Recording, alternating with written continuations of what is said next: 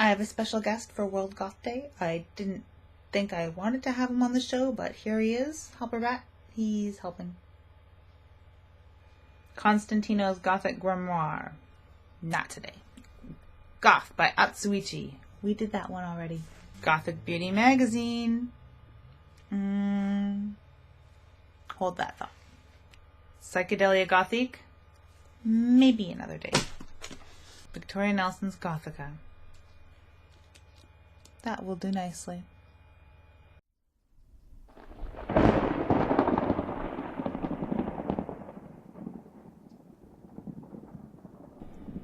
It is World Goth Day today. I said that I wouldn't do any more non-fiction books, but we're doing Gothica because it has the word goth in it, of course. And also because I missed it. I meant to do it. It was one of those books that I wanted to include last month and just completely forgotten. I don't know why. And it's World Goth Day, so it's a great excuse to get to it. I also want to say hello to friends in Toronto that are at the Aftermath Festival, those enjoying the bands and those in bands. Oh my gosh, have a blast, guys. Since it's World Goth Day, it's a bit of a goth extravaganza. I cover a couple of the books really briefly, or don't cover them at all actually, that have the word goth in them that I've read in the past year since I covered Goth by Atsuichi. Also, I'll show you some of my nail polish because I'm a girl, and that's what we do. I've painted my nails every color of the goth rainbow. Hazy, it's a Revlon color on this finger. Hardcore Party by Sally Hansen, it's Kitty Paw Pink that's on this little finger. A black by MAC called Nocturnal, which is the black you see featured on some fingers. A Great Fit, OPI, which is on this thumb. Sally Dangerous Affair, it's this red that you see. The ultimate goth color that you don't see, Invisible. It's a Sally Hansen Extreme Wear.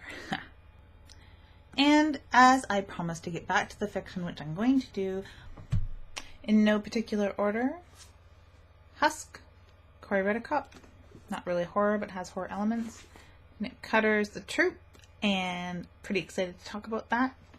More Canadians here with The Demonologist. And Nosferatu by Joe Hill, I just finished it. I'm pretty excited to talk about The Note on the Typeface. Gothica was published in 2012 by Harvard University Press. The Gothic, Romanticism's gritty older sibling, has flourished in myriad permutations since the 18th century. In Gothica, Victoria Nelson identifies the revolutionary turn it has taken into the 21st. Today's Gothic has fashioned its monsters into heroes and its devils into angels. It is actively reviving supernaturalism in popular culture, not as an evil dimension divorced from ordinary human existence, but as part of our daily lives. Well, my daily life anyway. To explain this millennial shift away from the traditionally dark Protestant post-Enlightenment Gothic, Nelson studies the complex arena of contemporary Gothic subgenres that take the form of novels, films, and graphic novels. The biggest idea explored in Gothica is that of the term coined by the author, the sub-zeitgeist, the things that are the lowbrow and the large cult following, things that will be cult favorites in the future, and things that are on the fringes and in the subcultures that aren't exactly embraced by the status quo.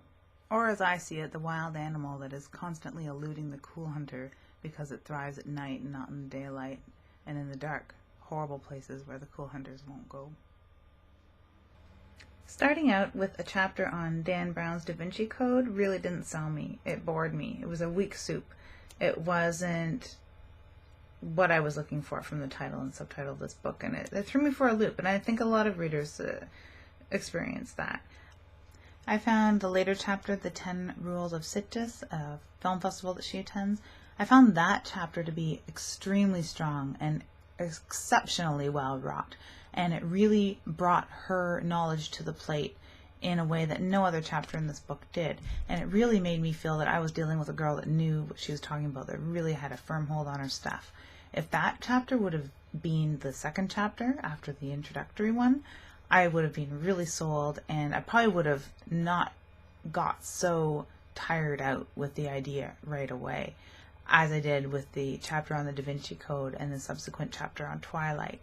I'd suggest almost starting somewhere deeper in the book, chapters 7 to 10, somewhere between the post-apocalyptic Gothic and her chapter 10 on Cathedral Head, and get a good grip on what she's capable of before delving into what she's talking about. Because if you begin like I did at the beginning, like you're supposed to, you might feel a little wrung out by the third, fourth chapter, talking a lot about Dan Brown and Twilight, things maybe you weren't prepared to talk about. Things that, you think are in the way before you start talking about the more meatier issues, like things that she gets into in later chapters after the first 3 or 4 chapters. Without getting into chapter by chapter and picking apart idea by idea this book, which I don't tend to do on typical books, because I like to keep it really short and keep it up to you, the reader, to decide for yourself about these books. I'm mostly recommending this. I highly recommend it for academics. I highly recommend it for people who write and want to know what's being done in the new Gothic, in the contemporary Gothic realm, what works and what people are looking for and what stands out like a sore thumb. And also those who maybe haven't read Twilight and just wonder why it has the place it does in the literary landscape, or those who have read it and still wonder why it has the place that it does in the literary landscape. This is an extremely important book to read. You can skip Twilight altogether if you want. I highly recommend skipping that.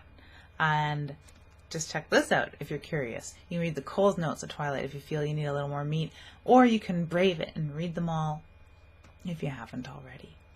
If you're one of those people who vacuums up everything you can find on the new Gothic of Guillermo del Toro's worlds and his forefather in a lot of ways, H.P. Lovecraft, then definitely pick this up. I am sorry we're talking about Twilight for World Goth Day. I just can't not. Gothica by Victoria Nelson. It is a typical book.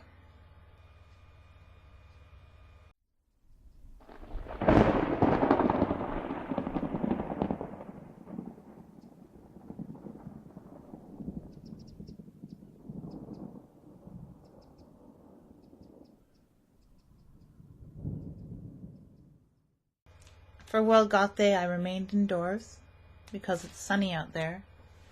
Who wants that? Not I. Help me, help her, man, help! See? It's helping. That's what he does.